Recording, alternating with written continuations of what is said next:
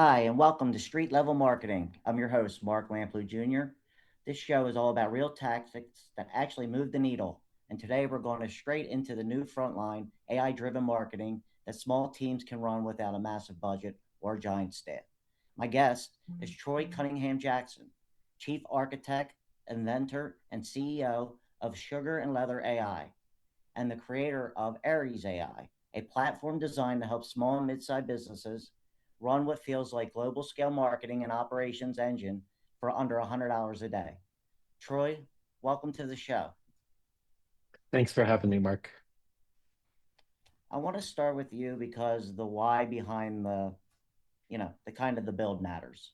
A lot of business owners feel like marketing tools are either too expensive, too enterprise, or too fragmented. SEO over here, CRMs over there, automation somewhere else, and none of them, none of it talks clearly. I know in the automotive space we got 4,000 vendors, and none of them Yeah. work together. It's kind of some stuff I'm working internally with AI, building my own platforms in house. Um, you know, before we talk platforms, where are you when you're not building? Like, what's the thread in your story, and what led you to the architect systems instead of just campaigns? Yeah, thanks, Mark. For me, it's all about the humans when it comes down to it. That technology never really interested me that much. I was, as an MCSE coming out of, as a dot-commer, Microsoft certified systems engineer, moved my way up through the corporate ladder, hyperscaled a mortgage company. And and from there, I found my joy in helping people be successful. And for me, it was about creating frameworks for people to be successful in that I didn't need to tell them how to do their job. I needed to create a system that would allow them to be successful and then let them use their own creativity and their own voice and be themselves and be successful in that. And so, when I left the corporate world, I went into coaching, actually dating coaching, life coaching, things like that. And there I really connected with people more. I had also gone back to school for education. And so it's all about lifting people up and making them successful and letting them be themselves. Yeah, I guess going from dating coaching to like life. I guess you can say dating coaching is almost like an interview, or so coaching might be a little bit similar. Yeah, yeah, personal branding, sales and marketing, it's Yeah, all the same thing, and the skills that I learned in business work in that realm, and then what I learned there works as I came back as well. cool. When you look at most small business marketing stacks right now, what's the real failure point you keep seeing over and over? Well, obviously what you're saying that systems don't communicate with each other. Everybody has their own logic, and it ends up becoming too complicated, too cumbersome, and too expensive to connect. Or somebody just grabs an automated system and then it comes out flat. And the problem is that the best way for organic growth is through social media marketing. And if you're going to do that, you're going to have algorithmic decline over time if you just have this flat marketing in that nobody's going to see your message. So it has to sound and look human, even if it is AI generated, right? Yeah, a good example of that is we use a CRM called Dealer Socket, and I use another platform on the website called Pearl Diver to collect website visitors. So in order to get the website visitors to the CRM, I had to do like a four-step system through Zapier for Mhm. each audience. Uh, There's like 80 audiences. It's crazy how yeah. difficult it can be just to get those things set up, and now wonder you can't track your customer Yeah, journey. and then as soon as something breaks, you end up with disjointed information. You don't even know where it's broken. And when you're saying Zapier specifically, you're paying every time that thing Mhm. activates, you're paying every single time, And so whether you have credits or tokens or whatever that is, it starts to get expensive over time, just simply moving data around that isn't even being useful for you. Yeah, and it's your data. Yeah. You said you rebuilt CRM concept with agentic AI in mind. What did Yeah. old software rules force teams to do that you wanted to eliminate? Yeah, I found that, when you use someone else's pre-built monolithic system, that it has its own rules to the data. And so you're constantly translating data from here to there, and you're essentially having to make the agents work backwards. So, when you have the longer the process is that you're running with an agent autonomously, the more hallucinations and the more weird stuff you're going to get out of the agent. And so as you break up the task into smaller and smaller pieces, you're going to get more consistent effort out of the agents, and you can set more things as deterministic, and then have less hallucinations, and a cleaner deal flow. Right. In plain terms, what is Aries AI actually trying to replace? A marketing department, um, a tech stack, or a decision making loop? Yeah, there's two sides of Aries AI. The first side that I started with, just because I started everything with sales and marketing, Uh, is the marketing department. Is that, and Aries AI isn't necessarily looking to replace anything. It's getting humans into the business of being human, right? And let's just make something that if you try to do everything, you're not going to do anything particularly that well. Now, one mm, thing I am going to do well is drive the SEO, AEO, GEO, and EEAT. And so we want to automate that marketing, because the problem is that even if you hire a bunch of marketing people, some of them are going to have bad days. You get inconsistent results. You need a huge team, or you have days that are missed. Whereas AI can go in there and do that every single time. So replacing a lot of that, those social media marketers and the people who are just doing the posting on a daily basis, that you have them more orchestrate the agents than do anything else. So that's the marketing side, and that's where you're going to get your, like a serious win right up front. The long-term value, though, is you can run an entire global business, because if you say you are selling something, and now somebody in Pakistan or India wants to buy it. Well, how are you going to do customer service at 2 a.m.? That's where your business ends up running you. And so I think the big win with AI and with agentic AI is that it works 24/7, so you can get back to being human. yeah, that makes sense. If I'm running a team, what's the first signal that tells me like I've outgrown the tools and I need like an operating system? Well, I think it would depend on how many hours are you putting into your business, right? And Yeah. how many hours is your team putting in, and how consistent are the results? Are you able to scale? I mean, it really depends on how big you want to scale, how fast you want to scale, and how much time you want to put into it. I think too many business owners, their business runs them more than they run their business, right?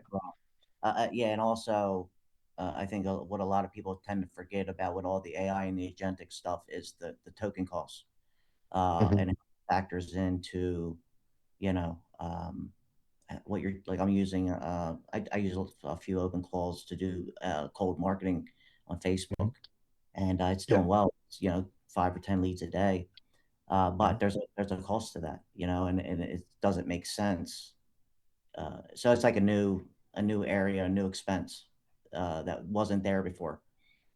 Yeah, same thing, whether you're using OpenClaw or you're using Zapier, Yeah. you're paying per thing. And then depending on whether you use N8N to replace Zapier, or then you start using Lobster to start replacing the deterministic tasks. So that way you're not burning credits. And then two things happen when you create the deterministic tasks. One is that you get consistent results every time, no hallucinations, no misses.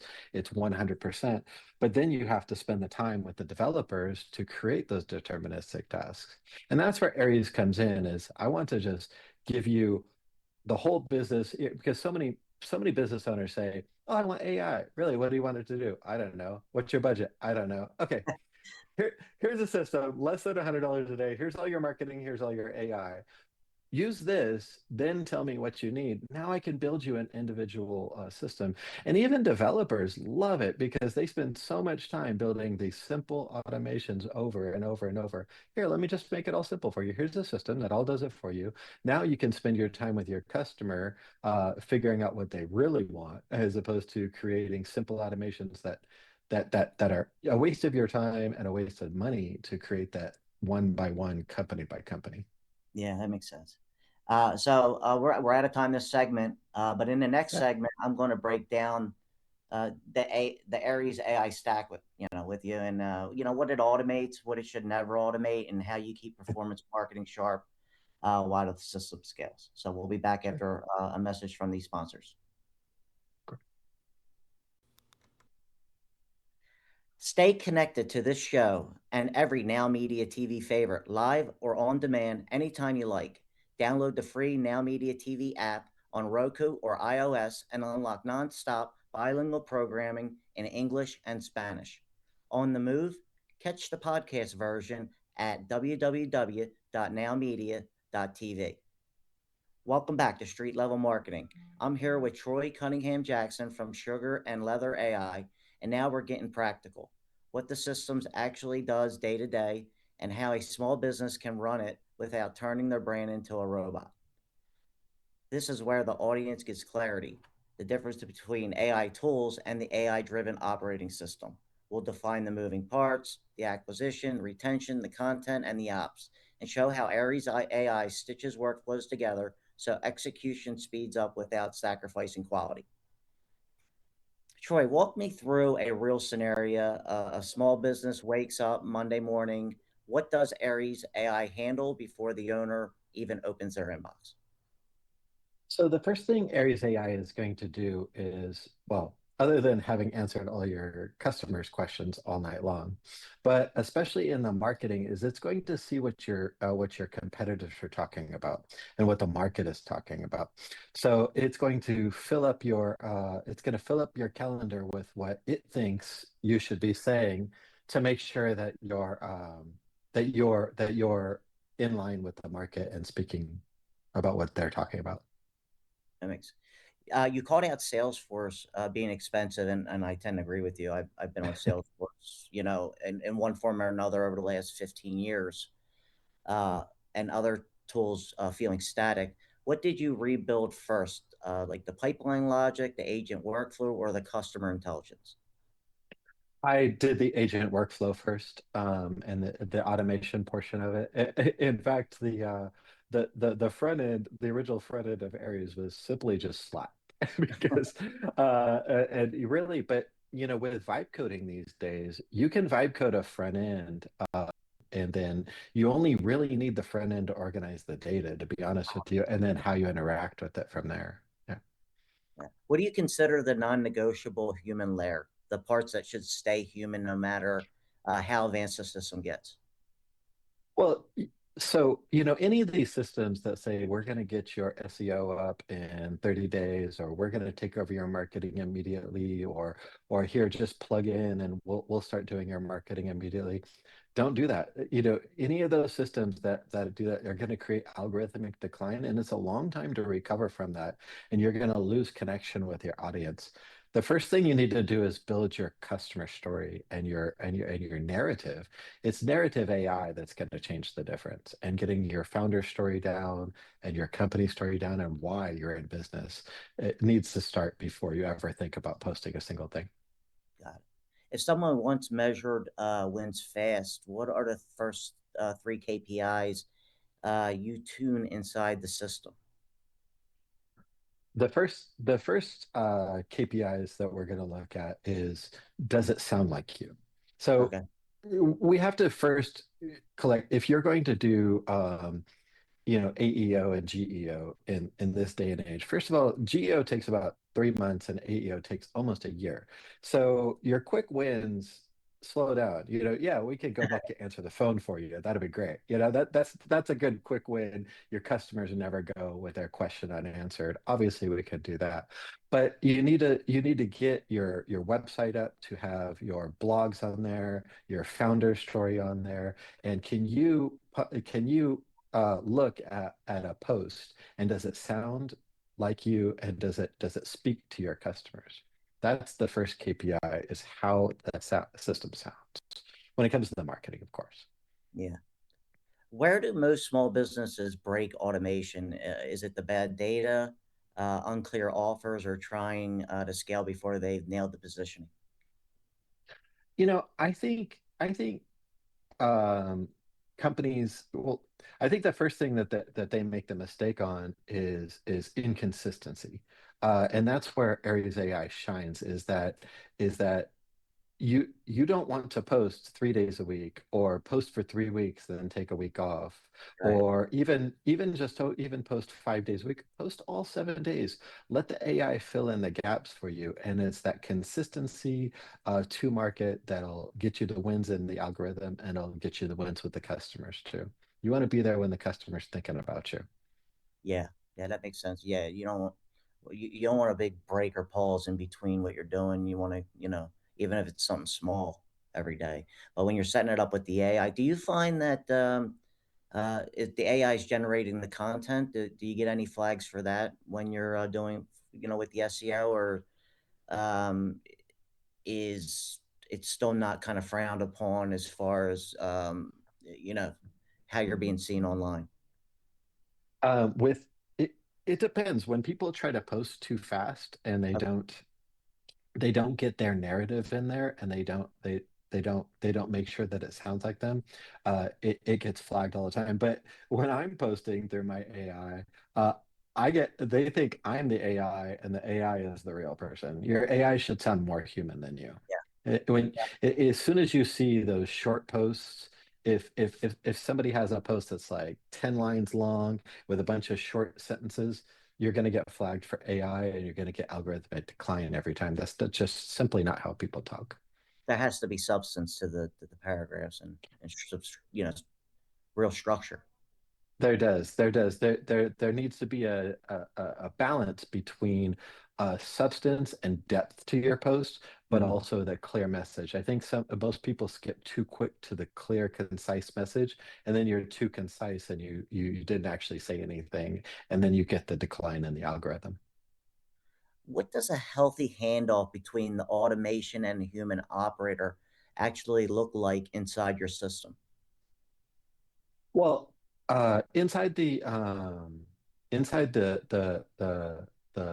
marketing system part of Aries AI, it's going to fill up your calendar. So you look at the post, and you're approving and declining the post.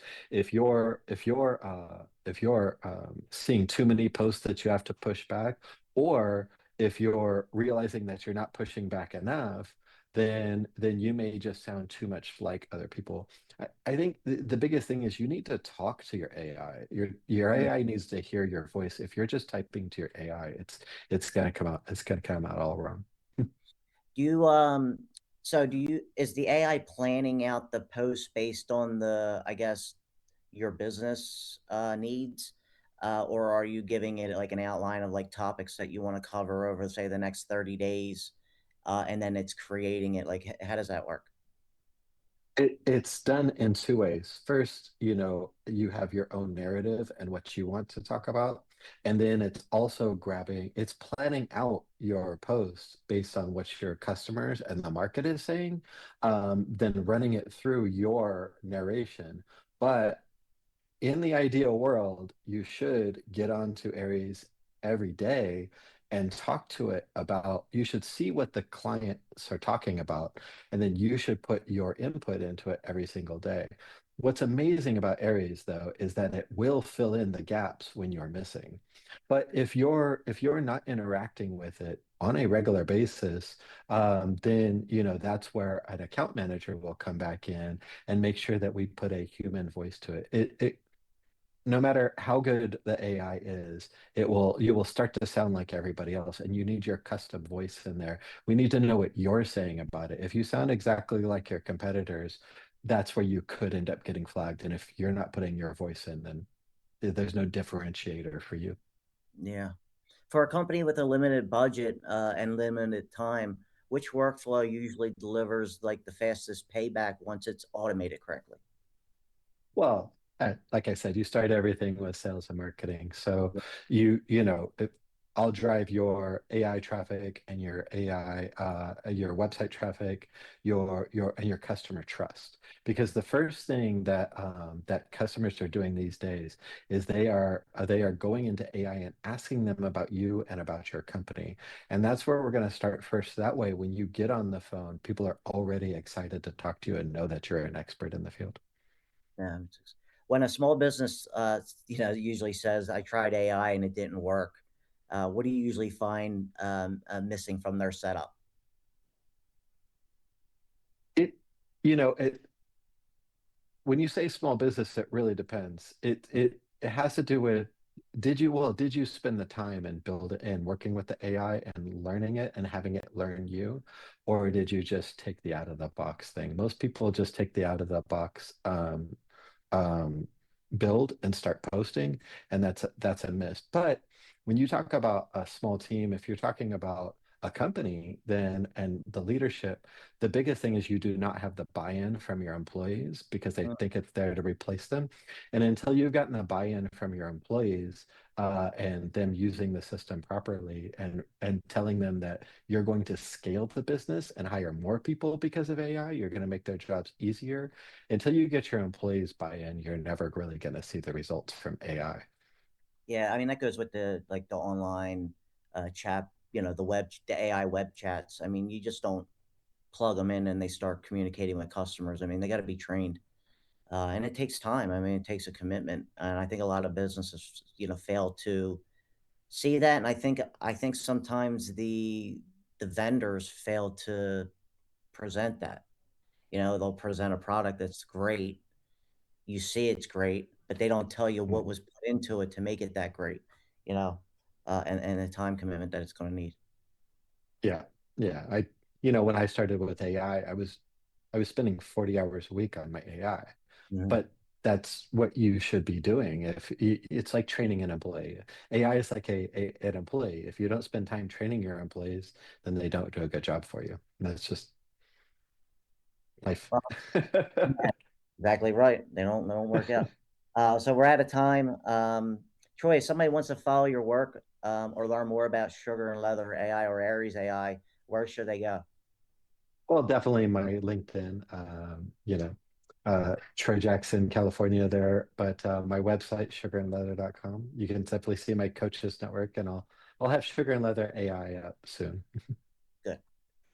So coming up next, we're going to talk about visibility in the AI era because rankings isn't the whole game anymore. I'm going to get you the framework for SEO, AEO, and GEO, and how businesses earn trust at machine speed. So we'll be back after a word from these sponsors. Welcome back. I'm still with Troy Cunningham Jackson, and now we're stepping into the part that's changing marketing in real time. How customers discover you when search results are turning into answers, and answers are getting generated by AI. The audience hears the buzzwords everywhere: SEO, AEO, GEO, EEAT, but most people don't know how they connect. The segment will translate into a clear authority system, how to get cited, summarized, and trusted by both humans and machines, especially as AI generated overviews and answer engines shape buying decisions. Troy, when you say you integrate SEO, AEO, GEO, and EEAT, explain to the audience what each of those mean, um, and you know, what's the stack order? What's more important first? What has to be true first before the rest works? Thanks. Yeah, so let's go quickly through the definitions Yeah, to make sure there's no confusion there. So SEO used to be search engine optimization. You used to just be able to black hat that, just be able to stick some data in there. You'd show up at the top of Google, or you could pay Google to be on top. It's now turned into search everywhere optimization. As anybody who's trying to sell you SEO, they're living in the past because SEO takes care of itself. The search engine will take care of itself. GEO is generative engine optimization. Generative AI learns over time about your business, and that's going to take about 3 months. And then answer engine optimization takes about a year. And what that is that's the zero click answers that because most people get their answer from AI without ever clicking on your website. Mhm. When you talk about EAT, that's experience, expertise, authority, and trust, right? And again, there is no substitute in business, and there's no substitute in AI for earning that over time. So when you talk about how to build those first, the first thing you have to start with is your website. And here's the thing that a lot of people don't understand about AI in general is that AI is incentivized to talk about humans and to support humans. It's part of the reward system of the AI itself. So that means that your business now needs to start with your story. So you need to get your story, your founder story, who you are, why you do what you do, and then you need to start there. So you start with you, then your business, then your product, then where that business, what, how that product supports this type of human or this type of human or this type of human, because it wants to talk about you and then end with how it's going to help somebody. And it will recommend your products if you give it a clear narrative story. You ever see ChatGPT just talks too much? You got to ask her that little question. It is starved for those answers. So it is constantly making stuff up to try to fill in the gaps, Right. to give you this information. It's almost like it's desperate to please you. Well, all you have to do then, if you want to AI to say what you want, is tell it how to say that. And all of AI is built, the data is built off of a word. It always starts with word. So like actually if you look at it, it's not a cloud necessarily, it's a big funnel. And so and you need to give it the intro words. And if the intro words are your business, all business looks the same. All products looks the same to AI. The person is different. Your name, you know, Tim Moran, Yeah. Chevy, boom, boom, boom. And then he supports these kinds of businesses. So now it's this kind of business is looking for this, connects you to Tim, boom.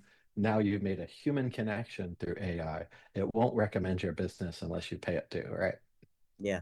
Yeah. And another thing I noticed, is in the automotive space, because, I make sure we're testing our, do our searches to see where we're coming up and, what words. And it really, you don't get mentioned if, and it will always show some kind of customer reviews, almost every Yep. time what other customers are saying about you and, Mhm.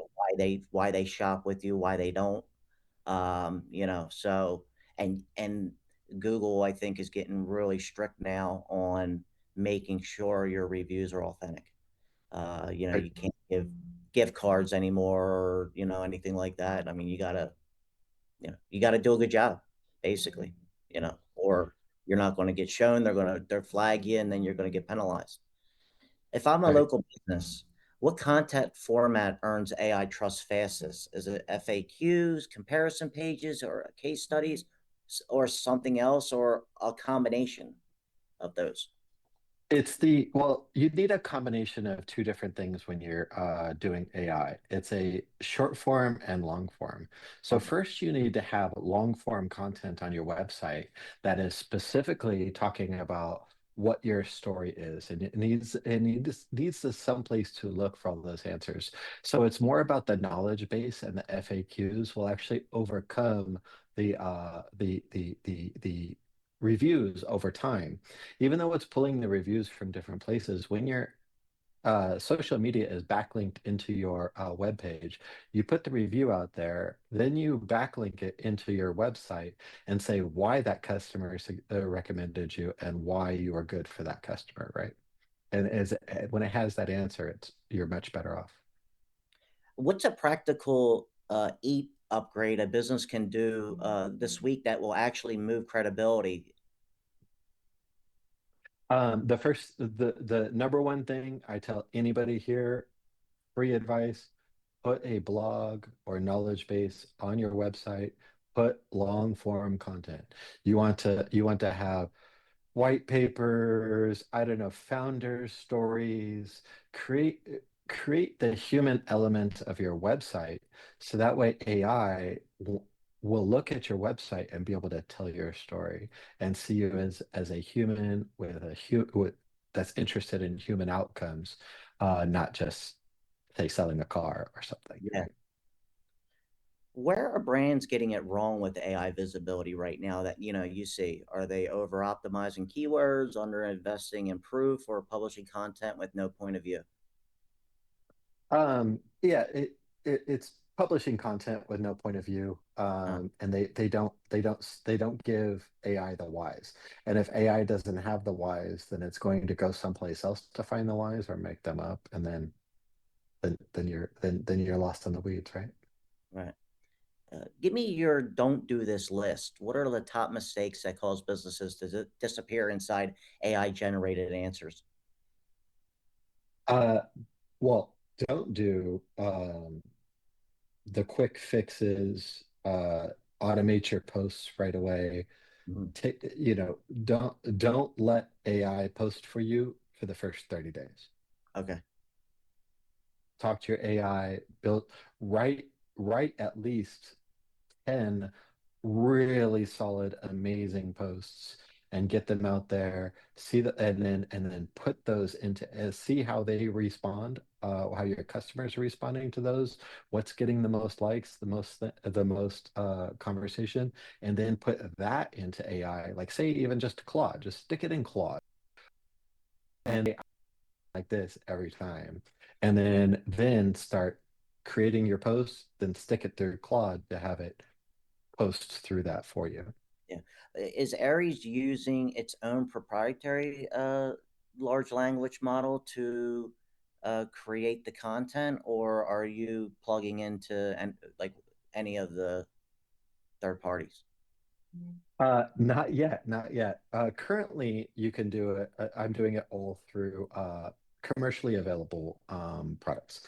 So Okay. actually, I could build you an Aries AI that you could run locally through commercially available products as opposed to hosting it.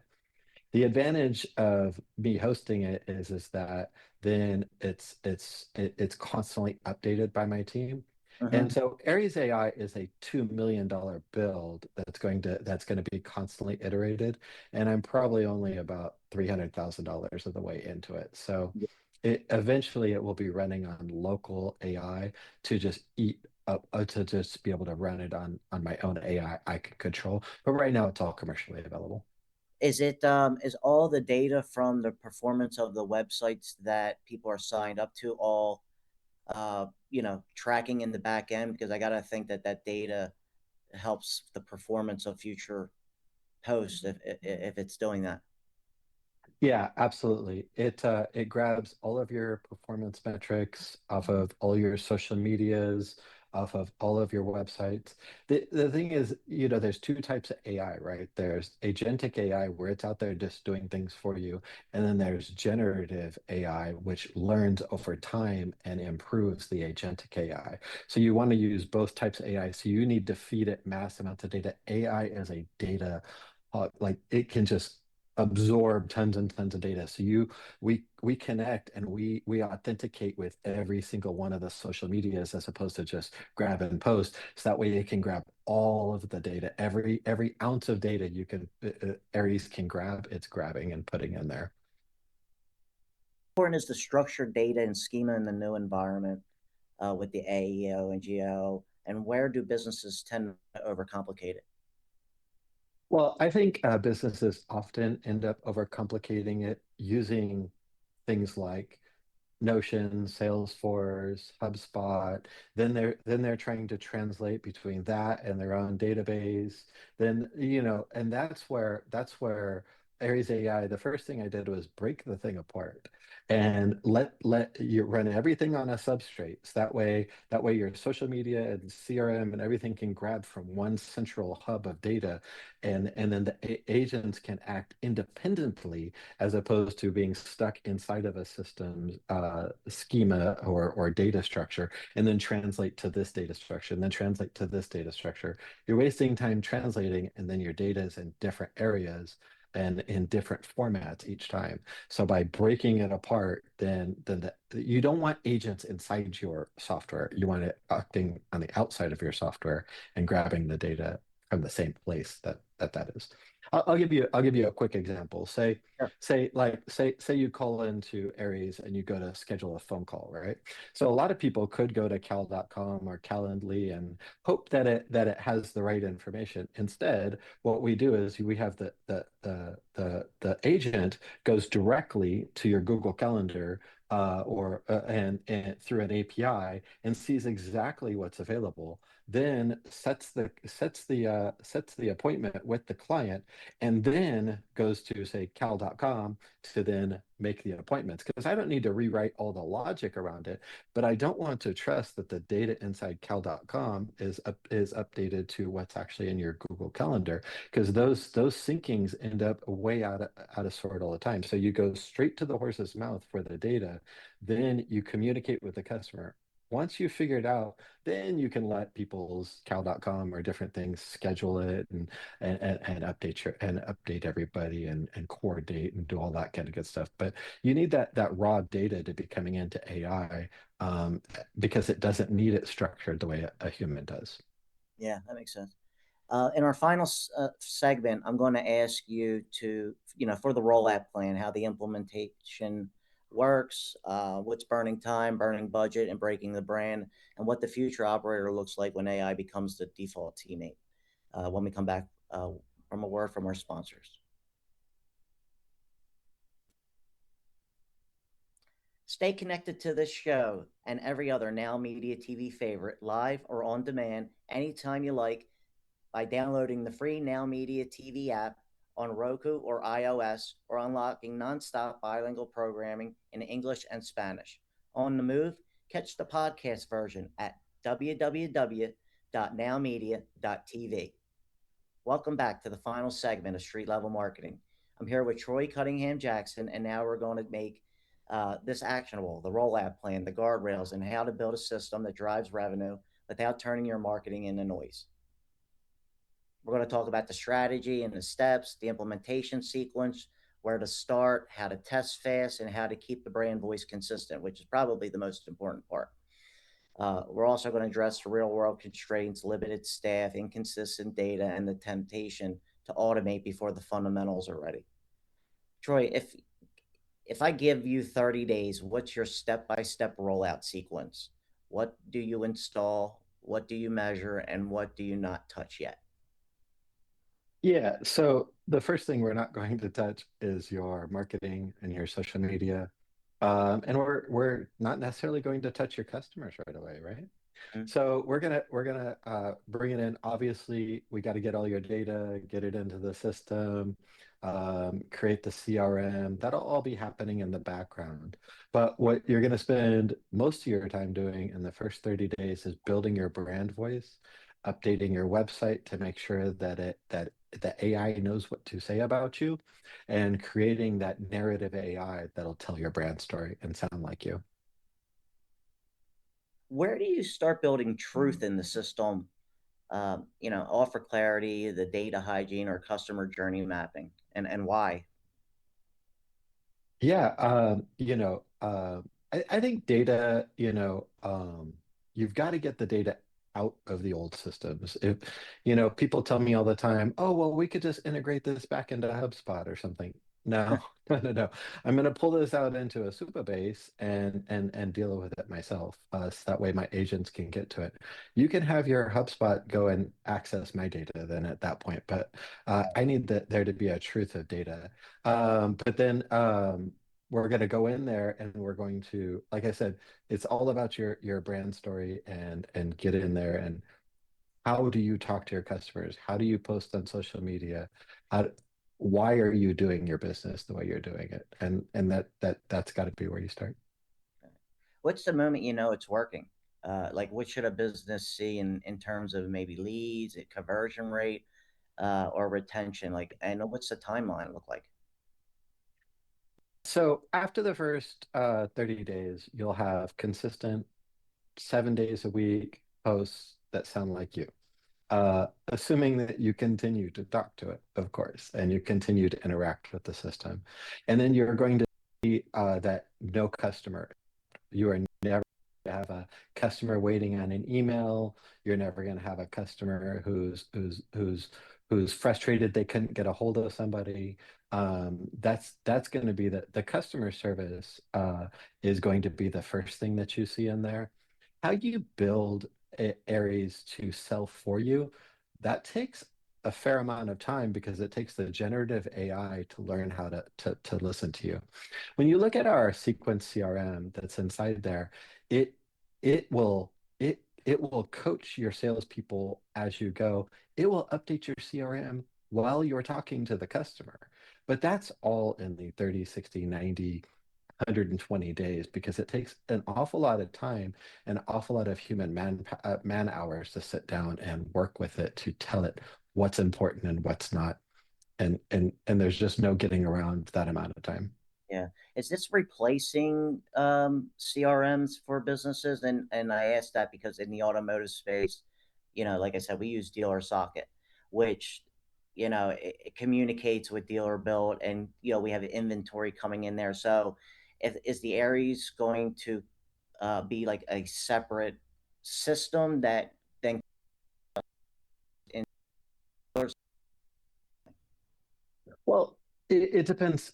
Aries is what you make it out to be. So, I would say probably in a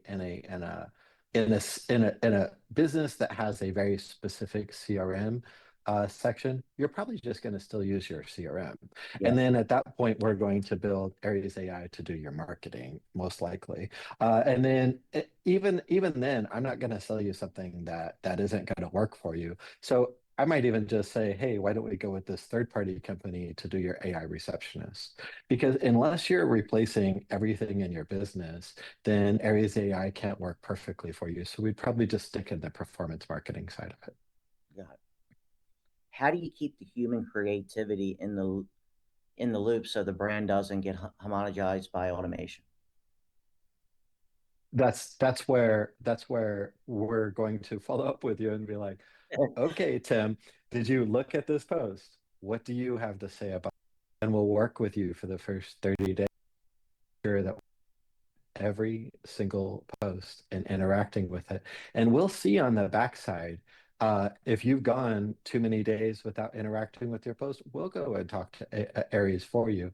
But then we're going to be like, hey, Tim, we need to know your feedback on this, and we'll schedule a call with you and be like, okay, let's talk about what's going on in the market and make sure that we update your brand voice. And if that means my account manager needs to sit down with you once a week to get your feedback on what's going on new in the market, then that's fine. We can fill in those gaps for you. But we'll be watching to see, make sure that you're not just setting this thing on autopilot because to be honest with you, we got skin in the game too. My reputation is on the line with your reputation, right? What's the biggest rollout mistake you see when companies try to move too fast with AI implementation? They skip the employees. Yeah, Too many times they just come out there and they say, "Hey, here's this new system," and they, it's amazing how easy AI is to use once you've started using it, but there's so much fear.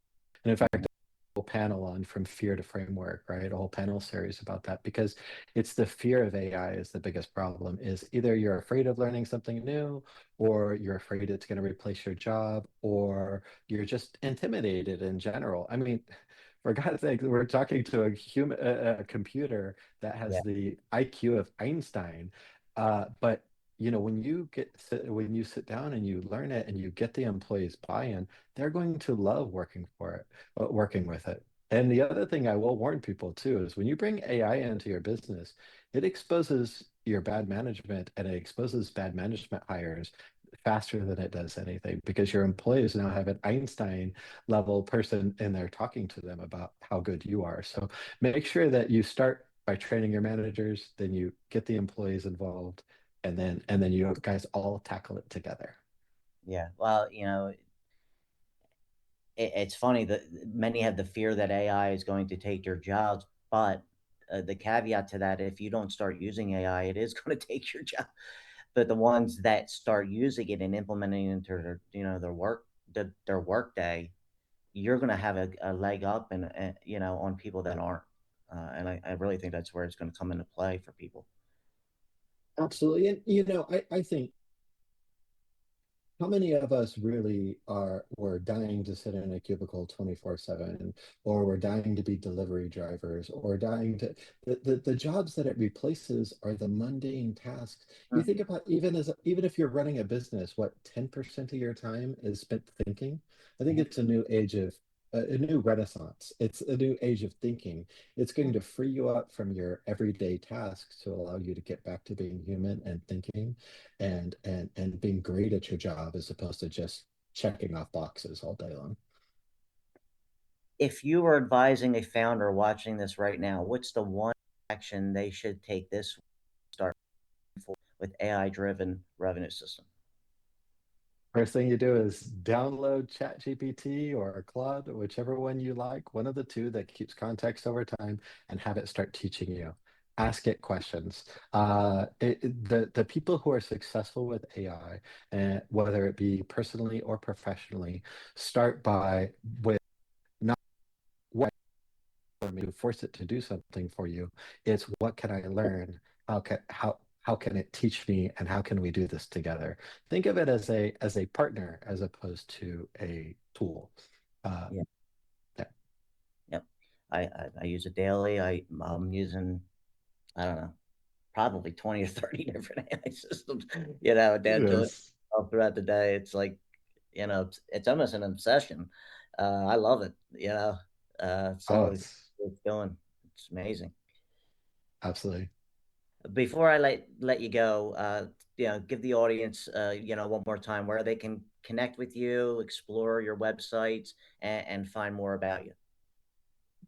Definitely. Well, you can get onto my LinkedIn. That's where I post an awful lot about the business side of it. My website there, sugarandleather.com. I built a coaches network because I think that being a coach is hard and it's all about the humans. And it's the humans of Sugar and Leather that make it really great. Soon I'll have Sugar and Leather AI up, and we'll be able to and we'll be rolling out Aries later on in the next week or two. We'll be going live multiple times a week on LinkedIn to make sure that people can see every aspect of the business. It's way too complicated of a system for you to sit down and learn it in one section. So Right. Troy, thanks for bringing real clarity. Today, I'm walking away with a simple truth. The winners won't be the businesses with the most tools, they'll be the ones with the cleanest system. If you're watching and you've been overwhelmed by AI, start small and start building authority. Build workflows that protect your time and make every move measurable. I'm Mark W. Lamplugh Jr., and this was Street Level Marketing. We'll see you next time.